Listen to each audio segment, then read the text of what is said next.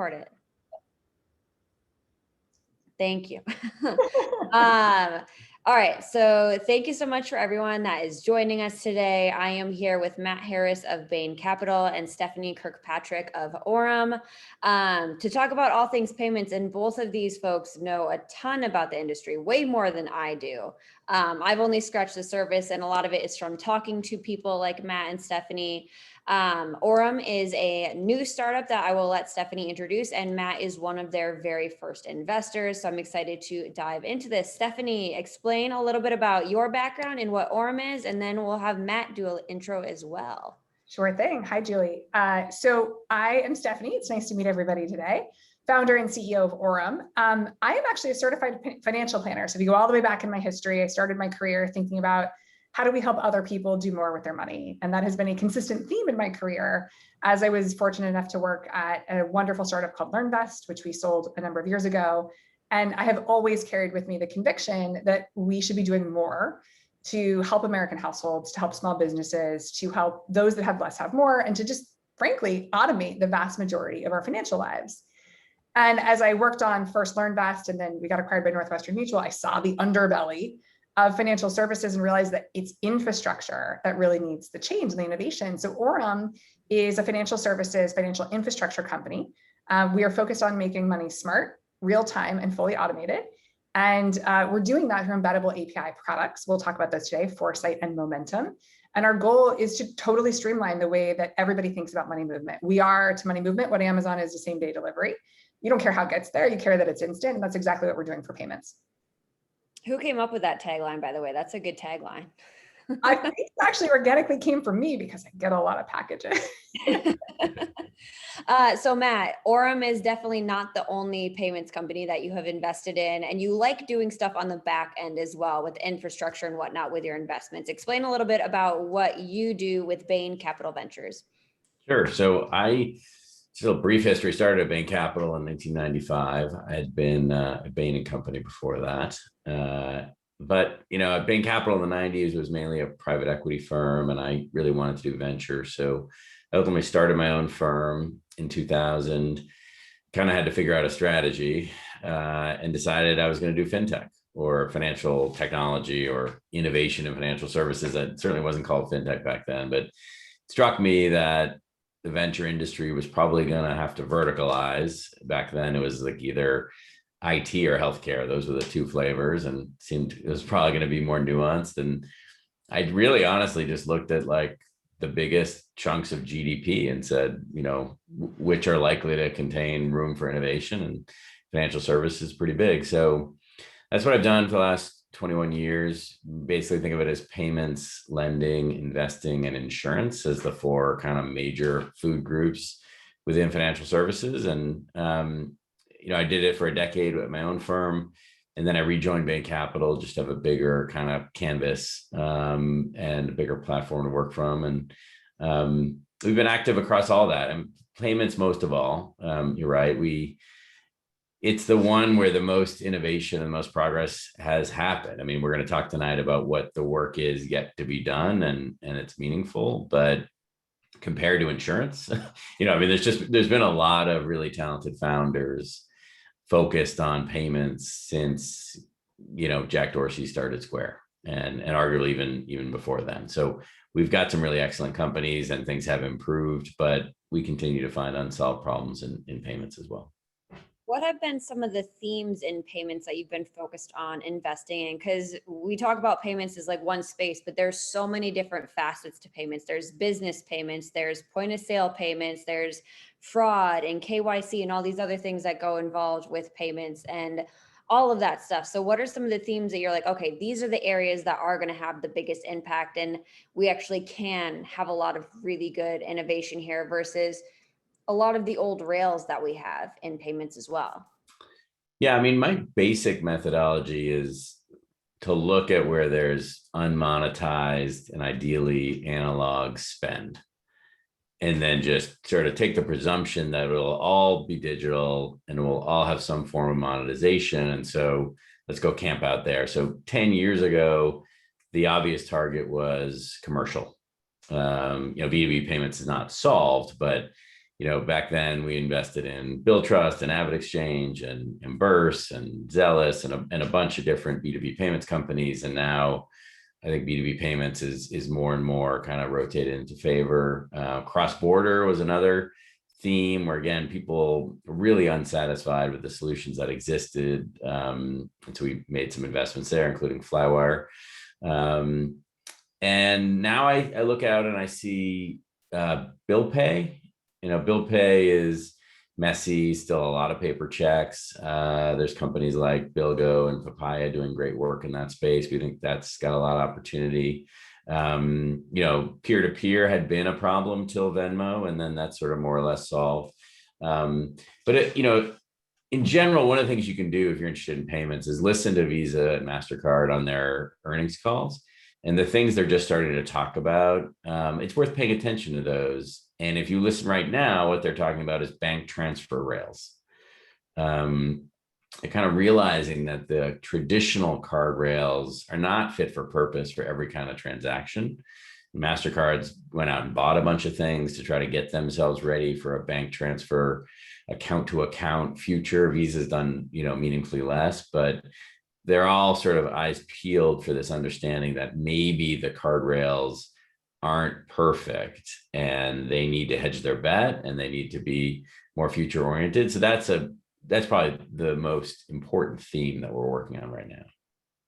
Stephanie, why the heck does the CFP want to get into payments and found a company here? Like, this sounds really hard.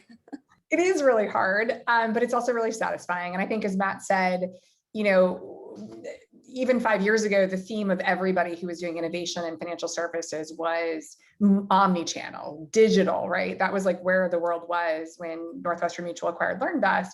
And where the world has shifted is exactly what Matt just said, right? It's multi-rail strategy. And so I think that is the new omni-channel for financial services. It is the way into the future to say that you can't move money on a single platform. You have to move money in all the different ways that exist. And now actually that's very complex because it isn't just about ACH versus wires or real-time payments versus something else. There are so many different ways, and the card networks are one of those ways. The bank rails are another. So instant and optimal, those become sort of almost opposing things that you have to figure out how to combine. And I sat back and thought about, how do I change hundreds of millions of American households for the better? How do we enable financial services to build better products, to take away pain and friction, to automate the vast majority of people's financial lives? The answer was, don't build a consumer app. You'll only ever get to 5, maybe 10 million, and that would be a great outcome, but it wouldn't be enough. And really what you have to do is not reskin a better UX. You have to go into the underbelly, and you have to work with the existing 11,500 financial institutions in a way that meets them where they are, pulls them forward. So we don't believe that you should just run straight to one single set of rails or one new thing. We believe at Orem that we have a decade worth of ACH still in front of us, maybe more, right? It's a $62 trillion problem growing by 8%. We're not cashless, we're not checkless. We said we would be, but we aren't.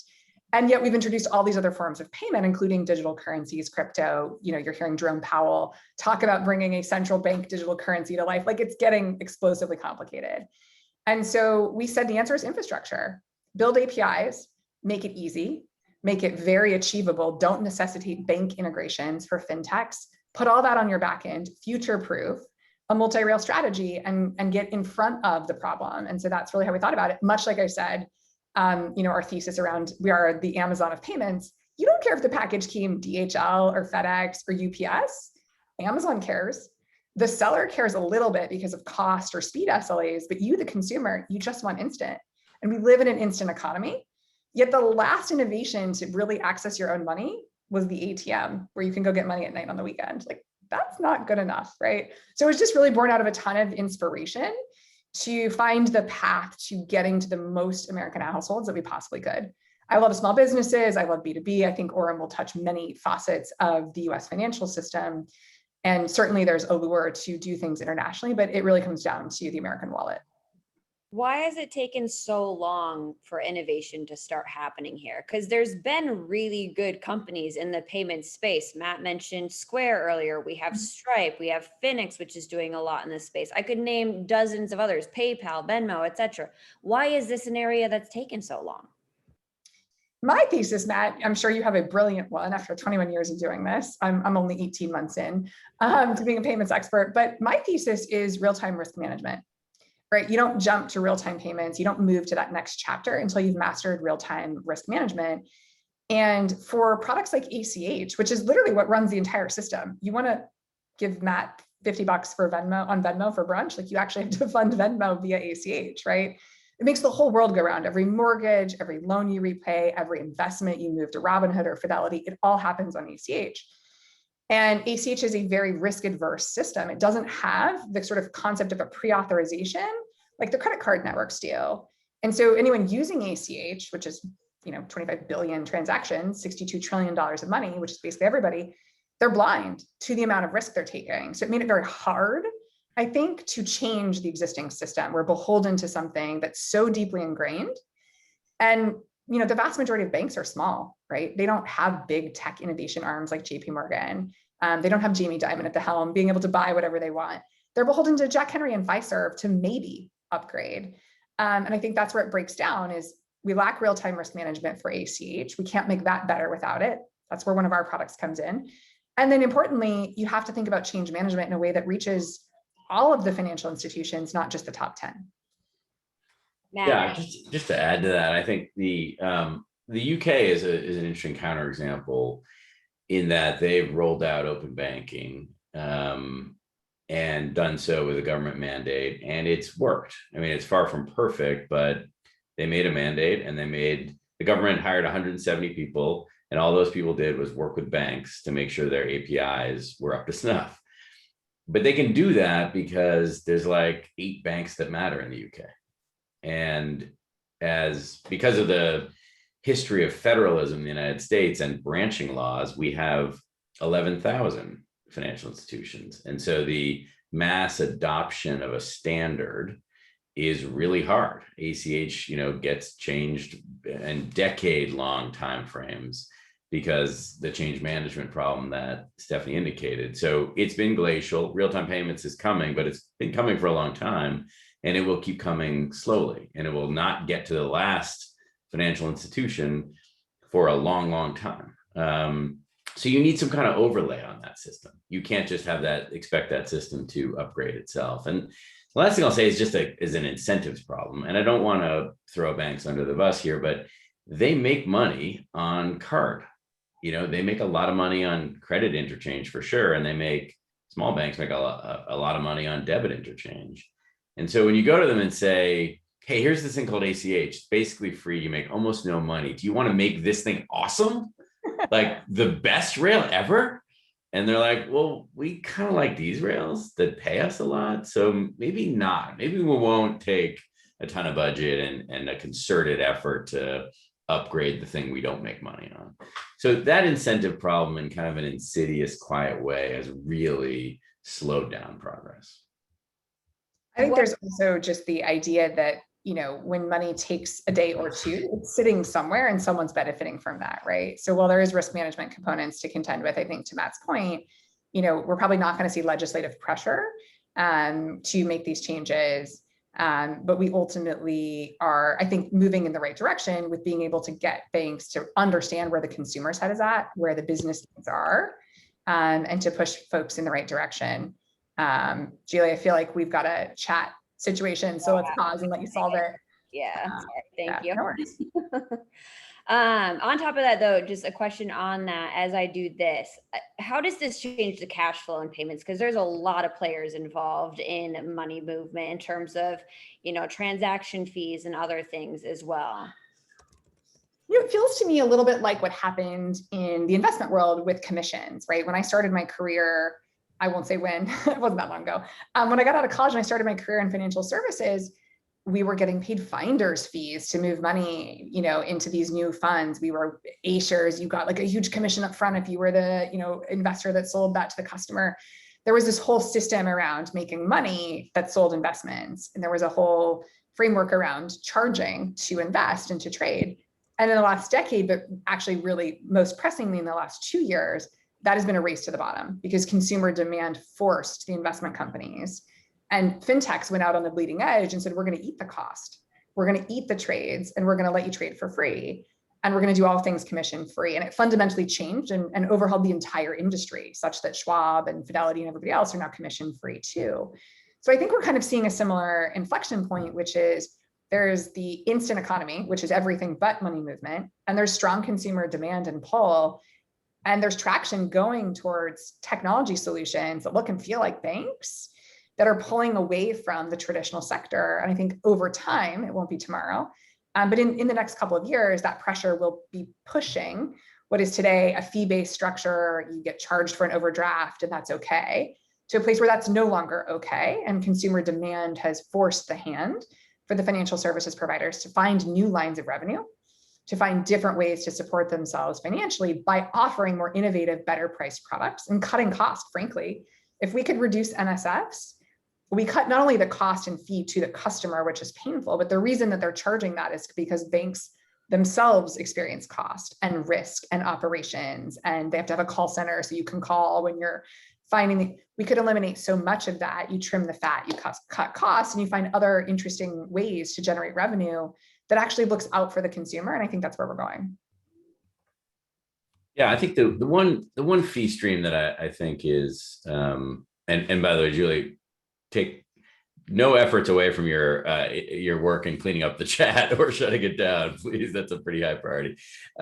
We have everyone booted now that has been doing that, but anyone else that says anything of that nature, you will be booted ASAP, especially because now I know exactly how to boot people. So it's a good learning. Well handled. So I think look, there's a lot of artifacts even in fintech, not just banks, where people are charging a lot of money to get people their money, the money that they should already have, more quickly, like in hours quicker, maybe a day quicker. And some great companies we all hold in high regard, this is their like primary economic model. And I really look forward to the days when people of modest means pay 1% to get their money a day earlier are gone. I think that's not great practice. And I think we will look back in 5 years and scratch our heads that was a thing when Stephanie's done her work. Because people, once you figure out the ops and the risk management of it, there's just no reason for that to be that expensive for people. Totally. I think there has been a lot that has changed already in terms of being able to make things happen faster with there being smaller fees, especially with cross-border and elsewhere. How low can these fees actually go? Is there going to be a day and age where I can transfer money from my Venmo to my bank account within like 2 minutes with zero fees involved in it? So I think the answer is it could happen tomorrow. I think we do have, as Matt said, a number of companies that have kind of discovered this opportunity that out of desperation, for any number of reasons, we hanker for our funds. In the same way, I'll use Amazon, that we will pay up for instant, same day. How many times have you checked the box for a delivery to be faster on any platform, right? We have created urgency and willingness to pay around certain aspects of the instant economy. When it comes to accessing our own funds, I think it begs the question, why do I need to move that money instantly? And often, as Matt said, it's for economic reasons that you're solving an emergency for. You need access to the cash immediately. And as companies have built fee models around that, I think it really has had unintentionally a predatory component to it, right? So it's actually possible tomorrow, right? The cost of doing one real-time payments transaction, the sort of straight through cost from the clearinghouse is 4.5 cents. So anything more than that is markup. And so since we don't mark up ACH substantially, we don't make you pay extra to pay your mortgage, right? In fact, we make it basically free. I think very quickly we will get to a place where payouts are instant. You end the end of your shift, the end of your workday, you will be paid instantly. You won't be waiting 2 weeks. So a lot of the cycles that we go through today financially will be very different. I think we will eliminate, payday advance and income wage access products because it will just be in your pocket instantly. Now we may have other problems from that, but I ultimately think that we could turn on, instant payments tomorrow and not have it cost 1%. That's just a matter of, I think, consumer pressure and sort of economic opportunity for these companies to look at the problem differently. Yeah, and there's also, as Stephanie was getting at earlier, like a big difference between auth and settlement. In the like when you go to a retailer and buy a stick of gum, and then you swipe your debit card, or I'm using very old terms now. It's not, you don't swipe anymore, but you insert your debit card or you contactlessly create a transaction. The merchant doesn't get the money. They just get an authentication and that is you, and an authorization that they're going to get the money. And so they let you leave with the gum. And then some number of days later, the money settles, by the way, on ACH as a general matter. So I think what the layer cake that Orem is building, where you have information products that do the risk management, authentication, and authorization, and then underneath you have settlement products that actually relate to the movement of money, where latency, in some cases, timing is really, really important. Like, I need this money because it's my payroll and I have to pay my mortgage. In other cases, in B2B payments, for instance, we find that real time is totally unnecessary. Their average accounts receivable department really just wants to know when they're going to get their money and that it's roughly within the range of the terms. But other than like sole practitioner, tiny, small businesses, most companies don't care whether it comes on a Wednesday or Thursday or Friday as a general matter. They just don't like the uncertainty of it being hanging out there. So there are a lot of different corridors in payments. It's one of the things you learn. I mean, it's a term from the remittance world where you talk about the US to Philippines corridor, but everything's a corridor, whether it's like me to my Robinhood account, that's one corridor. One business to another is a corridor. And it matters if the recipient is an enterprise or an SMB.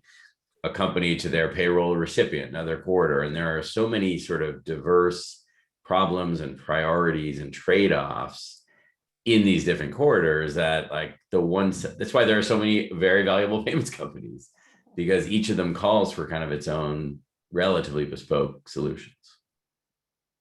So Orem operates in a space within payments where there are some other companies dabbling in it a little bit as well. So I'd love to get Stephanie's thoughts on what differentiates Orem from someone like an Astra, a Modern Treasury, a Treasury Prime, a Dwolla, and others that are operating here.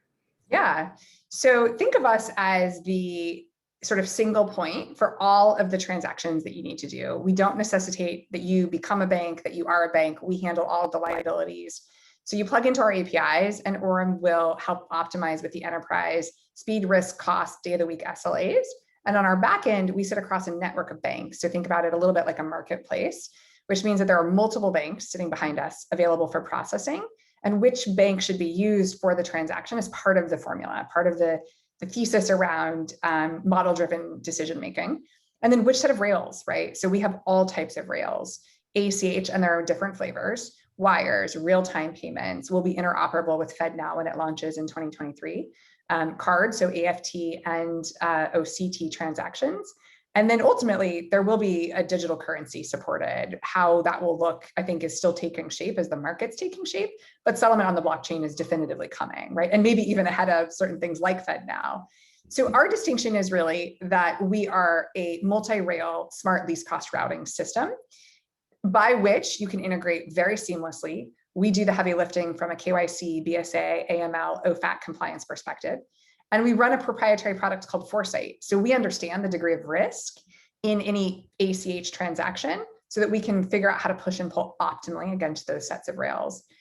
What you're going to see that looks a little bit different in the landscape is how we think about real-time ledgering, real-time risk management, and treasury as a service or liquidity as a service relative to others. So a lot of what Momentum, our money movement platform, can power is the ability to actually move money 24/7, 365, independent of it always being on RTP or real-time payment rails.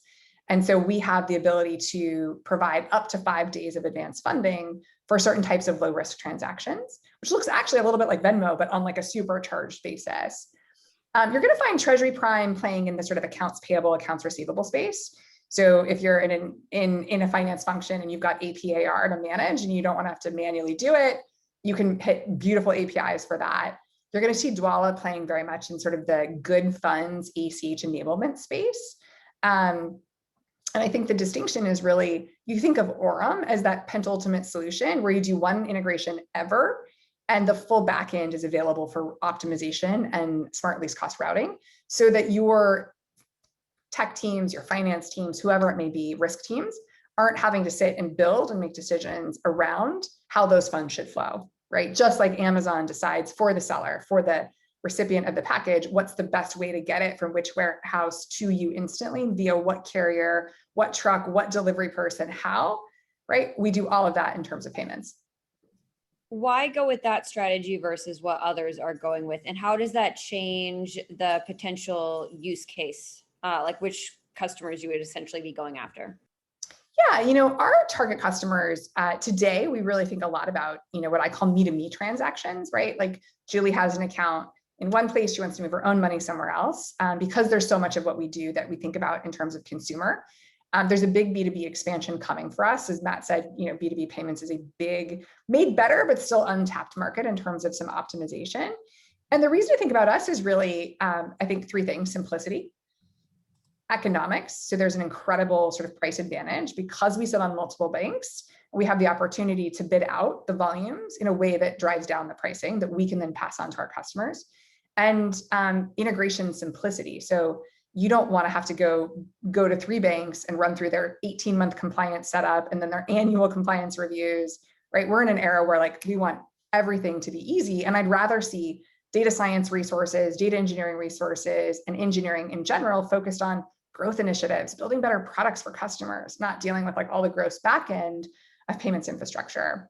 And so we think that it's really about those three things, right? Matt, I want to ask you, and this is another question that comes from the audience here. As long as we have banks and they hold our money, is there a path to real-time payments that doesn't involve legislation? Well, if you leave the banks to their own devices, Nacha has developed real-time payments, and eventually all the banks will be on it. And so the answer is yes, if you are incredibly patient. But as a practical matter, no. If you're a company out there looking to adopt a real-time solution, you really don't have any options because, even if your bank is totally lit up on RTP, the likelihood that your customers' banks are universally is zero. So you have to separate off in settlement. I am a Robinhood customer. I'm a customer of almost every fintech company. So, that is not a distinction particularly, but, I was intrigued by the crypto action last week and wanted to add to my position and figured I would do it through Robinhood. I was thinking, well, this must be the quickest. And so I transferred money from JP Morgan to Robinhood, or I tried on Wednesday. And it just before this webinar started, I got the notification that it arrived. Again, me-to-me transaction, not my first money transfer from those two accounts from one to the other. And again, you don't have to look hard at my accounts to say this guy's relatively low risk, lives in the United States. He's, and so it's just shocking and stupid that that's not a bank rail problem. That's not money's in banks. And that is not separating intelligently what is the risk in this transaction and when should we make the funds available from the settlement rail you use. And that's not easily separable because you have to have a very, very nuanced risk model. But it is kind of, as we sit here today, I don't think anyone, including Vlad, would say good thing we had that buffer in there. No, that was bad. That was a bad customer experience. And I want to trade somewhere else now. No, it's fascinating you say that because I tried to do the same thing on Coinbase and the money didn't get there in time. So I couldn't do anything. They're like, yeah, fund's not over there yet. And I'm like, nah, I'm just kind of going to wait it out now that it's been a few days and everything. Yeah. Wild. I'd used Coinbase before. Again, I wasn't a new customer. You and I need another crypto correction, Julie, to find our entry point. I mean, this is We might get one, but I think this is why, like, as somebody who thinks like a certified financial planner, I'm always so fascinated in why the problem is so big and how we fix it, because that's missed opportunity for you guys as investors. Whether it was the right day in the market for you, I can't decide. I could, but that's another conversation about financial planning.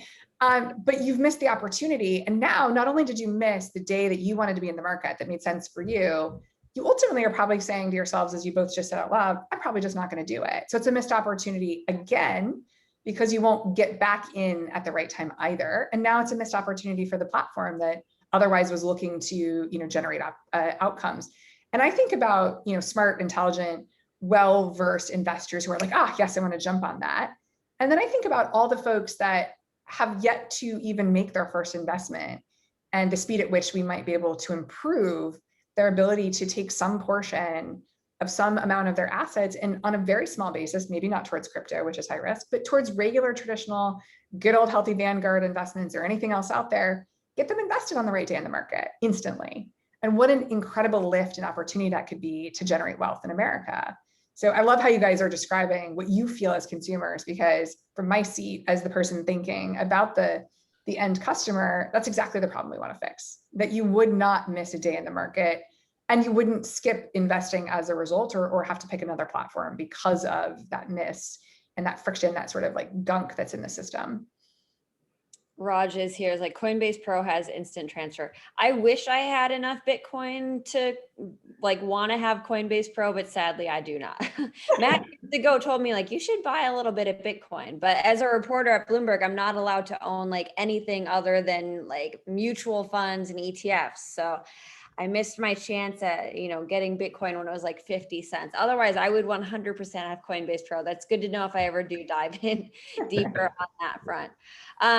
Lulu Wang here has a really good question.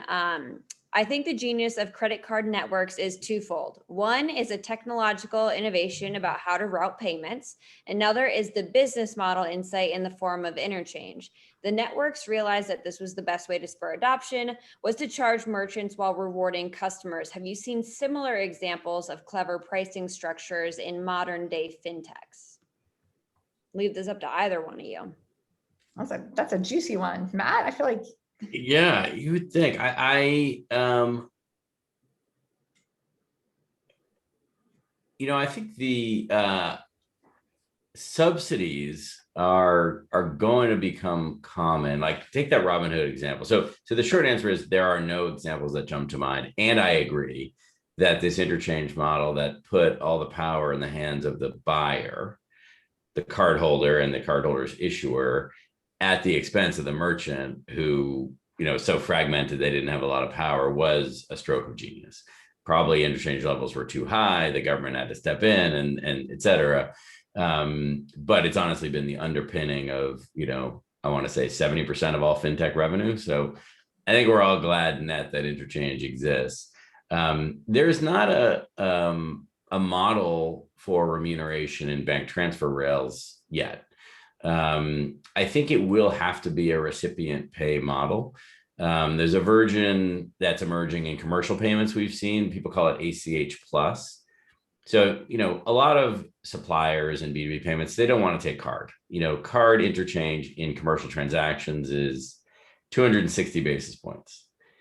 And it's between known counterparties, right? It's not like a stranger walks into a retail store, goes to a website, enters their card details. There's a lot of risk in that transaction. These are, again, suppliers and buyers who've generally been doing it for years. So like 260 basis points doesn't seem right. And there's a real, therefore, need for a lower cost rail. And so what AP companies, people on the buy side have introduced is this ACH rail, but it comes with data. Mm-hmm. So there's what's called remittance information, meaning what invoice is being paid, net of what discount or dispute or whatever, like what is this dollar amount? Where does it need to get applied to? And generally there's a timeliness value proposition as well. So we can send you a paper check in 7 days and you'll be opening envelopes. We can make a card payment and you'll get the money in 2 or 3 days, but you'll know you're getting it instantly and you'll get remittance information in a separate PDF. Or we can use this ACH rail and we'll charge you 75 bips. You'll get pristine remittance information. And by the way, like we may pay you 3 days early if we can agree that you'll take all of our payments of this type. So there is a monetary incentive model being built on ACH, sort of one corridor at a time, starting in commercial. I think in that Robinhood transaction, for instance, I think on this me-to-me account opening transaction, you may see various incentives applied to that, various subsidies, to where it's not just the joy of having your account open instantly, but it's actually, if you fund using this rail, we'll add money to your, we'll add 1 or 2% because that's a safe rail for us with no fraud. It's timely, and the ergonomics of us accepting that money are much lower than the other ways you could send it. And so we're going to incent you to use that rail. That'd be another recipient pays model, but in a totally different lane.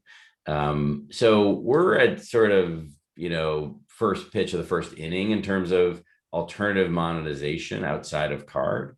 But there's a lot of economic logic to these various, sort of modalities. And I think it's going to be inevitable that in the payments world, recipients pay. The question is just who and how much. And we need great founders to like figure this stuff out and teach it to us. Yeah, what sort of roadblocks are still standing in the way here? Because we've had really smart founders like Stephanie and others, even before Stephanie. Like, I think everyone would argue the Collison brothers are some of the best people at payments that they have, and they also have an incredible team behind them, and this problem still exists. So what roadblocks are still there that we need to solve, and like what time frame and what does the world look like after that? We're in the, the second half of this conversation, so I think we should shift to the future of what this can all look like and exciting things we can be doing in payments in the coming years. Well, this is a little bit of a encapsulation of some points that have already been made, but the fact is, like, payments have historically been full of friction and expensive. And the founders of these incredible founders, like the ones you list and others, have kind of gone to the expensive routes, the cross-border stuff, the e-commerce payments, where the economics are the juiciest, and they've made those experiences better, but they frankly enjoy those economics themselves. They haven't disrupted particularly. Square came into really small merchants who were paying like 700 basis points, including fees, and he simplified it to 300 basis points, he being Jack Dorsey. But that ain't cheap. I mean, it's simple and it's cheaper, but it's not like free or things like that. So I think the first phase of payments was about making expensive experiences more elegant and maybe slightly less expensive and more transparent as a disruption, and then extending them to more people, flea market merchants and peer-to-peer in the case of Venmo. But I do think the next leg is what Stephanie's working on, which is making them closer to free for consumers and then seeing what that enables. Mm-hmm. Like, once, if you imagine free and instant payments, this dream of like autonomy, of self-driving money, all these sort of like ideas that have been around for a long time that no one's made happen, they could actually happen. You could move money around instantly for free. You could optimize a ton of different things. So the phase-wise effort, I think, is like, payments sucks and is expensive. Founders come in and say, oh, expensive, that sounds interesting, let me get me some of that. Other founders come in like Stephanie and say like, well, if we actually solve the fundamental problem and make it free and instant, then new founders can come in further and say like, what can we build on top of that? That's right. And maybe, maybe it has to be stable coins. Like maybe the financial institution lethargy is just so powerful that we have to have something disruptive, and Orem has to, or will sit on top of that. But the true north for this latest wave of founders, and I'd count Ben Milne in this, and I'd certainly count Wade in this, and all the names you listed who are doing these account-to-account transfers, it's not about rent extraction and harvesting economic value. It's actually about a level playing field. And I think we're going to see like this Cambrian explosion of fintech built on top of that, frankly. I feel very similarly, Matt. I think as I shaped the thesis for Orem, what we said is we're here to unlock the next chapter of financial innovation. We ourselves are a layer of that innovation. But what actual goods and services, what products get reimagined, what things get built that I can't see coming? I think to Matt's point, there's so much to be built if everything was free and instant. And, much like others who've talked about self-driving wallets and sort of money automation, I think we'd love nothing more than to have like an easy button for your financial life. That's been my life's dream. And as I imagine, like that's what we can see because that's what we have in front of us.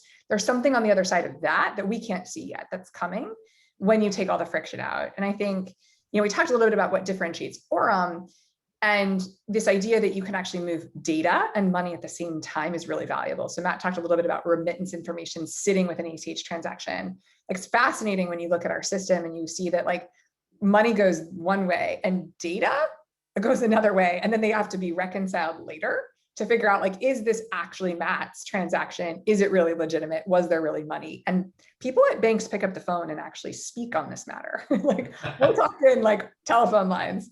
And so the opportunity, I think, to do a couple of things, both to marry data into the transaction flow. And then, one of the things we didn't talk about is that Orem is building a data network that rivals the model that's been built for credit bureaus in a way that powers our products to have the intelligence to manage this real-time opportunity. One of the reasons real-time is scary is because it's instant. Once it's to you, it's gone, right? And so I think we want to be able to say, there is no cause for concern. There is no need for repudiation or recourse because risk management gets so rich. Fraud actually goes away. It falls off. Like that would be my dream, is that money moves instantly and we do it without fraud. We actually eliminate that entire clog in the system. And that is where a big part, I think, of the intelligence layer, so not just the payments companies, but the SOCARES, the ideologies, the identity layers, are actually a huge enabler to what this future is that we're going to be building. I don't think it's just the stable coins and just the, sort of crypto mindset. I think it's very much about identity management, and fraud being one of the biggest opportunities that if we could eliminate from the system, which I think we can on many fundamental levels, changes the economic structure and changes the opportunity and the outcome. Yeah, Ari brings up a good point here, and that payments obviously looks very different depending on which country you are in. What sort of themes do you see from other countries that you think can be copied here? And what are things that you have seen abroad that you just don't think make sense for the United States for whatever reason? I think a lot of folks look at, Alipay and, WePay and things like that and go, wow, I mean, look at the grip on the world. But if you peel back the layers of that onion, I think there's some really big differences. One of which is that in the US, we've gone to digital KYC. So we've exposed ourselves to a different degree of risk in China to get on those platforms for this incredible payment outcome. The KYC process is very frictionful. So I think there's different ways in which we could learn from some of what's been done there, but that won't work here because we are already so much further along in terms of our digital identity management. I think if you look out in the rest of the world, particularly India, and I think soon to be other developing countries, they didn't start with paper and they didn't start with checks and they didn't start with banking. So they weren't married to a system. They went straight to real time. And India has the most bleeding edge real-time payment system in the world. It's enviable by American standards. And I think the reason why we struggle to get there is because we're beholden to an original system from which we have to move off of, right? And as we can all agree, whether it's in financial services or it's anywhere else in life, change management is really hard. So I think as we've looked at, the international markets, that's one really big thing we observe, which is that it can't just be sheer, force of legislative pressure like you have with open banking and PSD2 in Europe. And it can't just be, this leapfrog event, because we exist already on an economic system that is fundamentally tied to a Federal Reserve and a fiat currency that's tied to a longevity of thesis around how money moves. That, to Matt's point, is like, we're starting to move in the right direction. I'm impressed to hear even the Fed speak about stablecoin in a way that sounds like it could happen before I'm in my grave. So I think there's certainly some turning points for us. Matt? Yeah, I think the problem with the United States, in a sense, is that our infrastructure was kind of good enough. Mm-hmm. And so the leapfrog opportunity was, just what didn't exist for us in the way it did for China. So I don't think we'll see the super app, notwithstanding PayPal's ambitions in this regard. I think it's quite unlikely we'll see a super app like they have in China. simply because people have existing solutions that work okay. And so a full overthrow is unlikely. And, PayPal's got a running shot because they have a merchant business as well. That's really what you need if you're going to totally displace this fragmented on both sides Visa, MasterCard system. You need to do what Amex did, 30 years ago, and what the giants in China did, which is like light up all the merchants and somehow get all the cardholders. And I just don't see that opportunity. PayPal does not have a physical retail strategy yet that is anywhere near comprehensive, not even close. So even they don't have like an easy, straightforward opportunity, and no one else. Square is the other one people talk about, which again has an issuing business and a merchant business, but we're talking about 3% penetration on each side. Like, hard to build that into a full-on super app. So I think that the China path isn't going to be the same path that gets taken here in the US. I think we're going to have like a world where there's multiple wallets, lots of different wallets for lots of different uses, many of which we don't think of as wallets just because they're just embedded in software we're using. And it sort of like absorbs into the background more than the kind of overt payments experience that we have today. Anil Agarwal, who's a good old friend from this company, TXVia, back in the day, and then Money 2020, we were talking about the first Money 2020, maybe the second. We were sort of having a programming conversation about, and I said, you should have Uber. Like, it's such a cool payments company, like the way they just make the payments disappear. And he's like, only payments people think Uber is a payments company.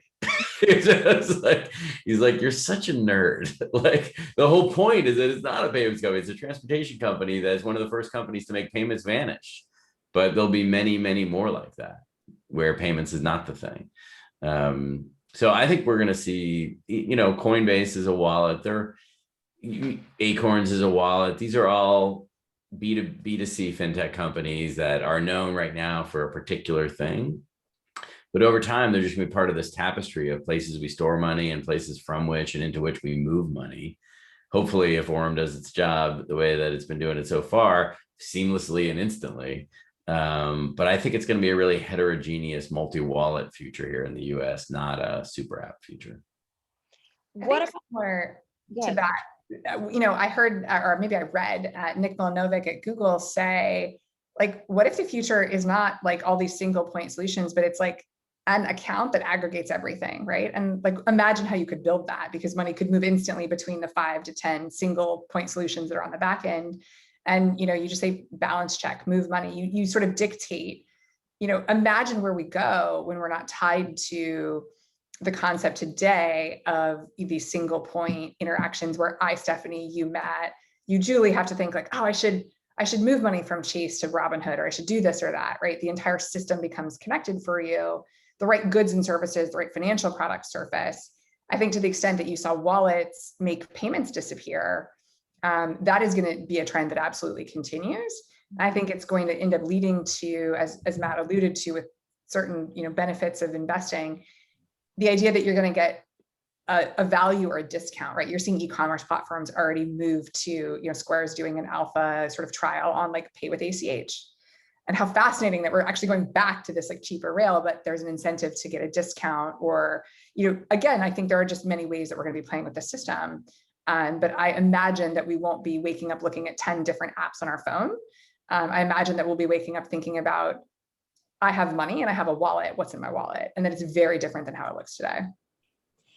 So yeah, you bring me to my exact question I was going to ask before as well, is that people are not necessarily putting money in the same place that they used to be. Not everyone's holding it at a JP Morgan or one of these fintech challenger banks. They might literally be holding it in Apple Cash or Cash App or things like that. How does that change how money movement works? Because I find that I worked on a payments presentation for a venture capital firm that I was consulting for this past summer.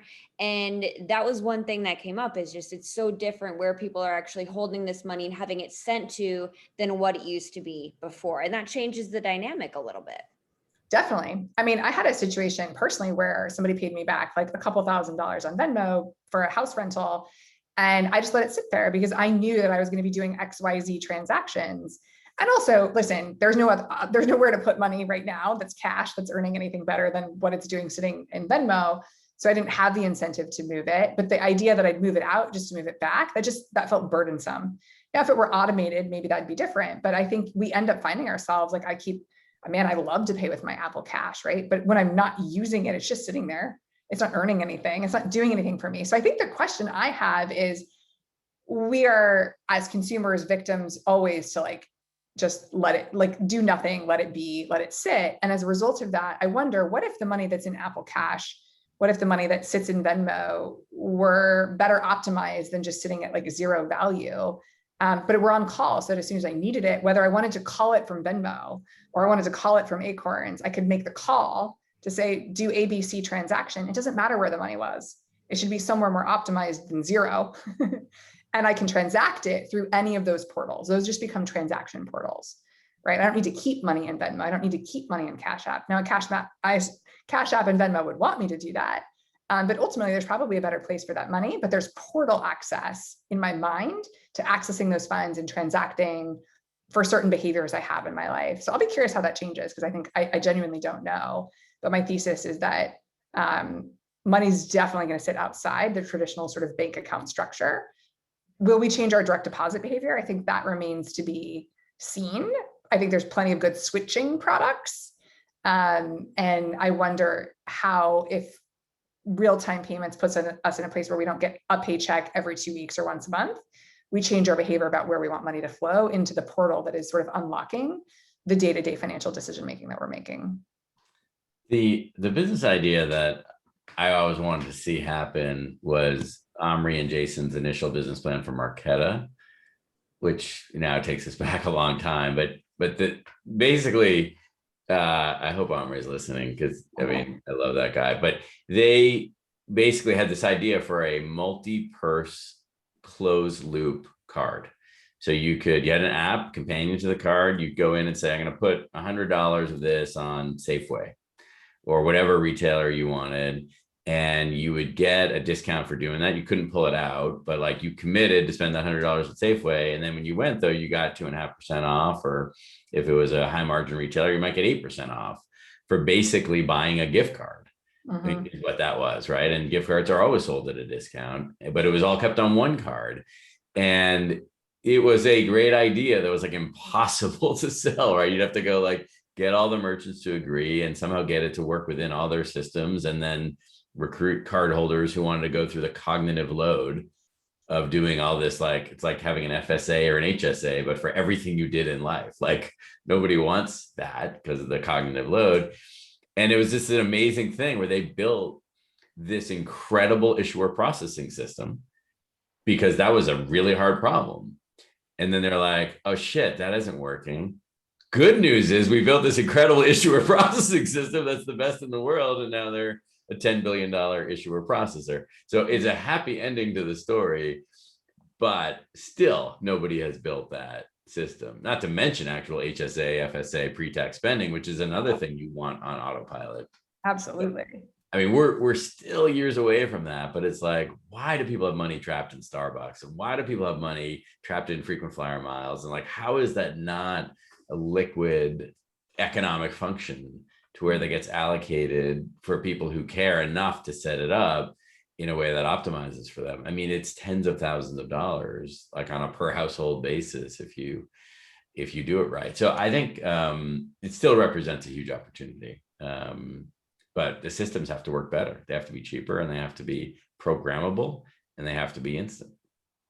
You know, one thing that spoils me is that on Cash App, you can instantly put money into your debit card from your bank account, even though it's not actually like a Square bank account. I forget which bank account I do have connected to it, but if I want to deposit $50, $100, because my Square card does not have funds on it and I'm checking out at Trader Joe's, it instantly is on there. And that's so cool.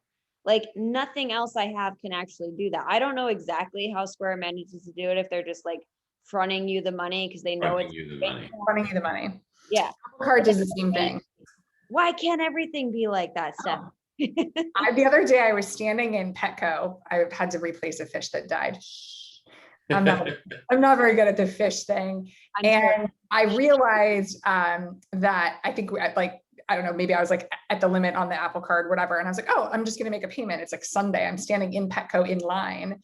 I'm like, oh, I just like literally made a payment and it's Sunday. I know that they didn't get the money from Wells Fargo. It's impossible. I know how the system works.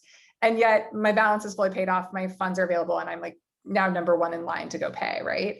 I think that's the feeling that you want. Now, everybody's taking risk to do that because the system's still fundamentally flawed, because they had to take the risk because they can't do the transaction because the banks are closed on Sunday. But why are the banks closed on Sunday? Because we don't want to run 24/7 operations. Why? Like we start asking ourselves these questions. So they made it feel synthetically real time, just like Cash App does, but at a cost.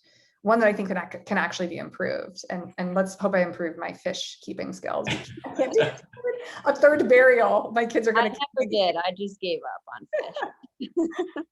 fish. There's a company I won't name, Crossborder Payments company. We have a big credit operation here, and my colleagues from that site called me up and said, "You know this company?" And I said, "Oh yeah, great company, Crossborder Payments," and they're known for quasi real-time cross-border payments, which is kind of a magic trick. If you think our domestic systems are latent, like try then, it's our latency, it's the recipient country's latency, and it's the Rails latency. And yet this company is doing, real-time transfers. And the credit guys were like, well, here's the deal. They want to borrow like $100 million from us and stash it in their own bank accounts in all these different countries. Yeah. So that when someone in the UK makes a transfer to someone in New Zealand, they can make it seem instant just by, like you said, fronting the money out of their bank accounts and then waiting the 4 or 5 days for the slow boat with the real money on it to get to New Zealand. And it was like, you just realize how many hacks there are in this. Like the more elegant an experience is, the more likely it is that the duck's feet are moving really quickly under the water.